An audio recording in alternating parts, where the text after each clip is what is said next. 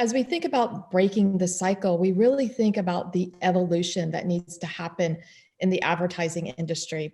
And I look at it in four things that we need to break. One, we need to break the cycle on being so dependent on the walled gardens. We also need to break the cycle as it relates to identifiers and cookies disappearing. To that vein, we also need to break the cycle as it relates to over-targeting consumers. And then lastly, we need to break the cycle in paying for tech fees for services that we simply just don't need. And so I think there's just a lot of change that needs to happen in the advertising industry, and we need that evolution. It's not going to happen if we keep doing the same things, if we keep using the same tech and expecting different results, which we desperately need. And we feel, and I feel that that big evolution is really grounded in AI.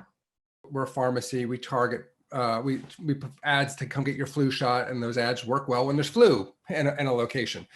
And so we had been using data for a while when we saw flu incidents go up to put those ads in market. But there was always a lag, because first the data had to be accumulated by the data company. They had to get us the data. We had to action on the data, et cetera, et cetera.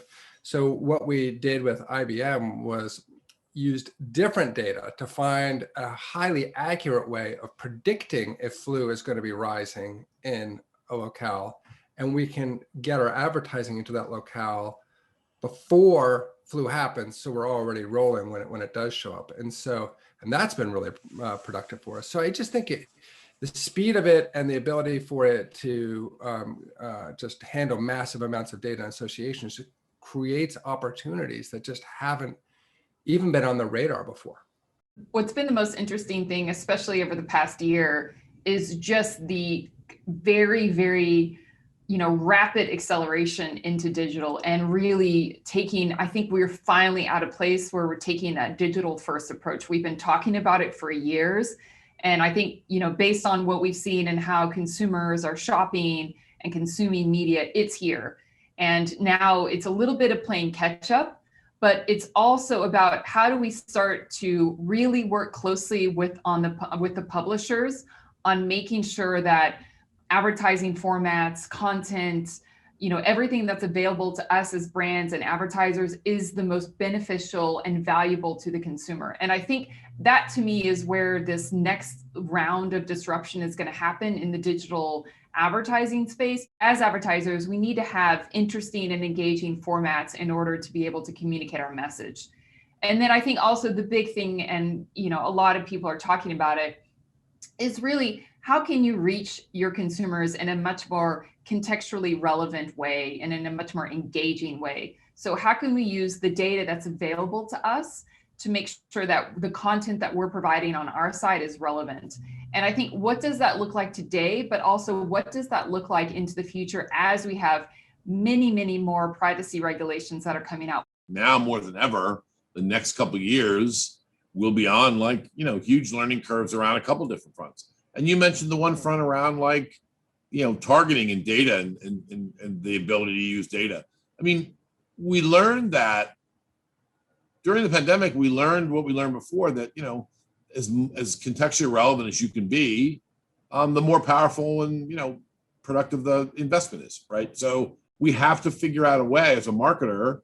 We believe that we're making progress in, breaking down, the walled gardens that we've whined about for the last, number of years, and trying to really make progress on how do I really understand the consumer journey across platforms. In terms of machine learning and its applications within our industry, they're very rich. One of the things that we're leveraging at Wavemaker and at Group M is predictive analytics, time series predictive analytics, understanding how much money or how much funds should be going into certain channels, let's say search, and predicting what your response would be based on other media that's running, based off of budgets, based off of past performance, and predicting in the near future of what sort of responses that you can get back. This is very valuable to our clients. This is just one of the ways that we actually leverage machine learning. And I think it's also rich for sentiment analysis. For a lot of the the earned media that's out there that's not necessarily paid. As a media agency, we focus on paid, but there's a lot of earned media out there, and there's a lot of buzz out there that we need to quantify and measure. I think we just need to move from the old legacy models that we grew up with, where you had a TV budget that you allocated first, and then you started figuring out what could be done after that. I think because of the decisions of consumers and the way they're consuming media, the omni-channel approach that we all talk about, you have to look at where the consumers are, where your brand needs to be, and put them in positions where the message and the channel are aligned exactly with what their expectations are, especially, out of the past year. There's no way to live in the past and focus primarily on what worked in the past. And I think that now we need to really focus on breaking the cycle of the media planning necessities of focusing on cost and focusing on specific outcomes, and start moving to a much broader omni-channel, data first, consumer first way of thinking.